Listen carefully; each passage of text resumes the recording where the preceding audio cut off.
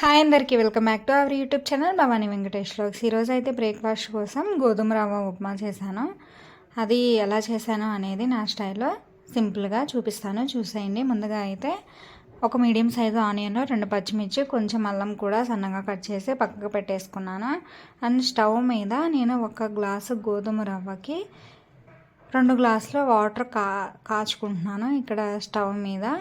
ఇలా చేసుకోవడం వల్ల మనకి ఉప్మా అనేది టైం పట్టదు, త్వరగా ఉడికిపోతుంది, అలాగే పొడి పొడిగా కూడా వస్తుంది. ఇక్కడ నేను స్టవ్ మీద ప్యాన్ పెట్టేసి ఇంకా ఇక్కడ ఆయిల్ ఫ్రై అయిన తర్వాత పల్లీలు కూడా యాడ్ చేశాను. పల్లీలు కొంచెం తర్వాత ఒక 1/2 టేబుల్ స్పూన్ తాలింపు దినుసులు, 1/2 టేబుల్ స్పూన్ జీలకర్ర వేసి లైట్ గోల్డెన్ కలర్ వచ్చేదాకా ఫ్రై చేసుకున్న తర్వాత నేను ముందుగా ఆనియన్స్, పచ్చిమిర్చి, అల్లము, కరివేపాకు కూడా వాష్ చేసి పక్కకు పెట్టేసుకున్నాను కదా, అవి కూడా వేసేసుకుంటున్నాను ఈ పల్లీలు వాటిలోకి.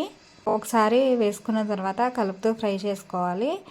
మనకి ఆనియన్స్ త్వరగా ఫ్రై అయిపోవడానికి నేను ఇక్కడ 1/2 టేబుల్ స్పూన్ సాల్ట్ యాడ్ చేస్తాను. ఇక్కడ ఆనియన్స్ని సాల్ట్ వేయడం వల్ల లైట్ గోల్డెన్ ఫ్రై అయిపోతాయి. ఆనియన్స్ కూడా ఫ్రై చేసుకున్న తర్వాత పక్కన హాట్ వాటర్ కూడా కాస్తున్నాను కదా, అవి బాగా తెల్లని. ఇంకా స్టవ్ ఆఫ్ చేశాను. ఇంకా 1 గ్లాసు గోధుమ రవ్వ తీసుకున్నాను. 1 గ్లాసు గోధుమ రవ్వ తీసుకున్న తర్వాత దాన్ని కలుపుతూ ఫ్రై చేసుకోవాలి. ఇక్కడ 1/2 టేబుల్ స్పూన్ సాల్ట్ కూడా యాడ్ చేశాను.